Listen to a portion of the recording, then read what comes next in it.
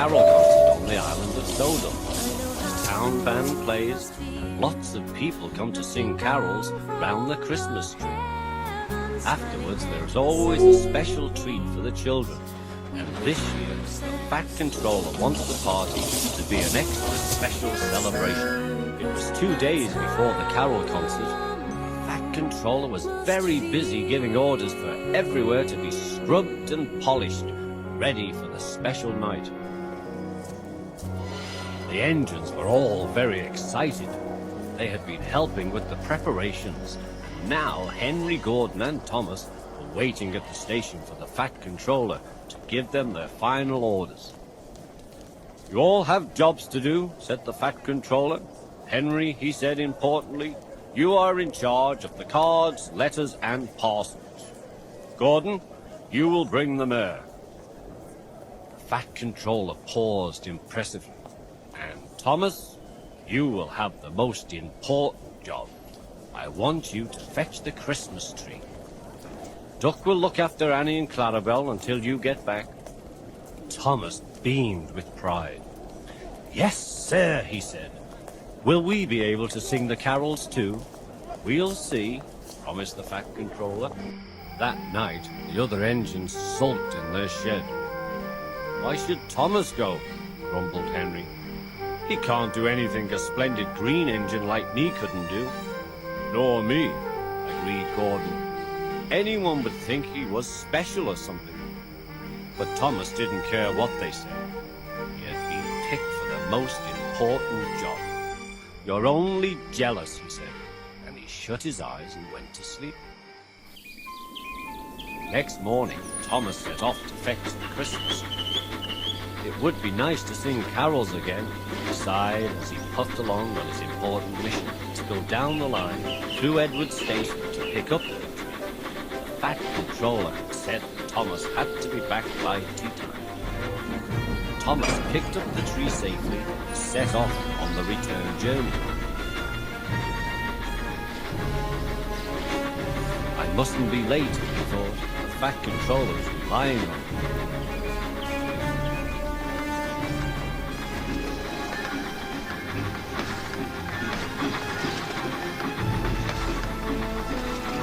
But it had been snowing again. Large snowdrifts lay ahead. Thomas was not wearing his snowplow. He whistled bravely and tried to make his way through. He ran into a snowdrift, tried to turn his wheels, but it was no good. He was stuck. Suddenly the wind blew the snow all over him. Thomas was snowed under. Back at the station, it had been snowing too. The workmen rushed off to fetch their shovels to clear a path for the visitors. The other engines waited for Thomas to come back. They waited and waited. "Perhaps he's stuck in a tunnel somewhere," suggested Gordon. Henry let off steam indignantly. "Pooh!" he said. "He's much more likely to have been turned onto the branch line. It could have run into a cow." "Silence!" said the Fat Controller. "We know that Thomas collected the tree safely. Now the snow has brought down the telephone wires. We must assume that Thomas is stranded somewhere near Edward Station." The engines all felt sorry for poor Thomas. "We're not going to leave him there, sir, are we?" asked Douglas. "Certainly not," said the Fat Controller. "I will need 2 volunteers to go and find Thomas." All of the engines hooted at once. They all wanted to help to rescue Thomas. The twins, Donald and Douglas, were chosen for the job. Quickly, the men fetched the snowplows, and the driver and fireman checked each one to see that everything was ready for the journey. Soon, Donald and Douglas set off to the rescue, feeling cold but confident.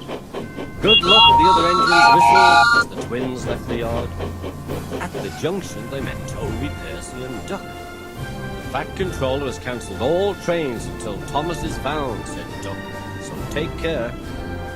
"Come back safely with Thomas and the missing Christmas tree," added Toby, giving a final blast on his whistle just for luck.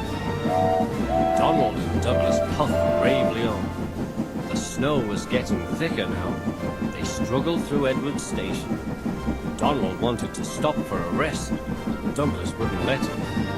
What if Thomas is lying hurt somewhere, he said. Great snowdrifts lay across Gordon's Hill. Again and again, Donald and Douglas forced the snowplows into the deep snow, and each time they managed to move slowly forward.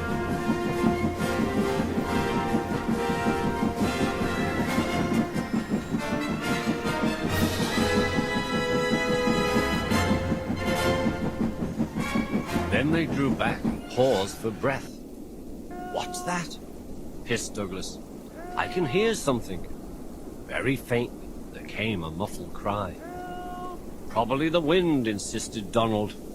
"No, listen," said Douglas. Help over here. "Och, it's Thomas!" they cried together.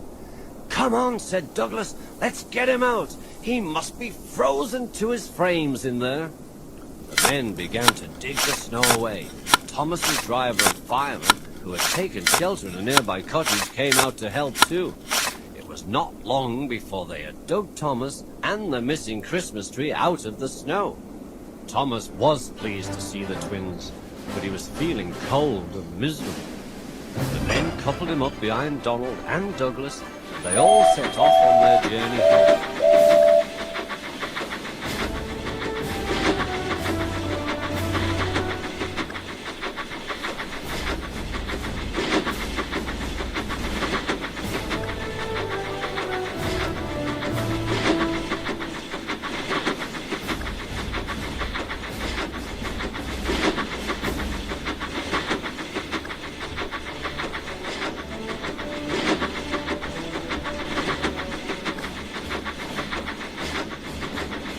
When the engines arrived at the station, everyone gave Thomas such a warm welcome that he began to feel quite cheerful again.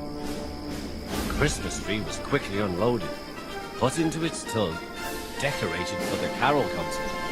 There was a great rush to get the station ready. By the time the mayor and visitors came crowding in, everything looked splendid. The Fat Controller stood in front of the engines. "As a reward for all your hard work today," he said, smiling, "you may go and enjoy the carols. Be quick now." "Yes, sir," said all the engines. "Whee!" said James, letting off steam because he was so pleased. The Fat Controller paused. "Kindly remember that this is a special occasion. Be on your best behavior, and I want no, wheezing, please." The engines took their place at the carol concert. 1, 2, 3, boomed the Fat Controller. And suddenly, as if by magic, the station was flooded with light. And there was the Christmas tree, decorated with colored lamps, stars, and lights. Then the Fat Controller shouted 3 cheers for Thomas the Tank Engine and his friends, and everyone clapped and cheered.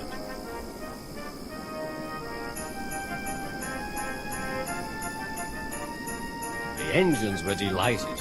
James was so excited that he let out a great whee! Everyone laughed, and this time not even the Fat Controller seemed to mind very much.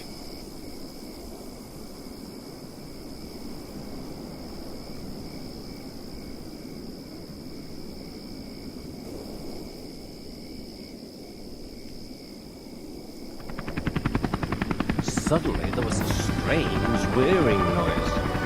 It seemed to come from the sky, and there, with his landing lights shining brightly, was Harold the helicopter.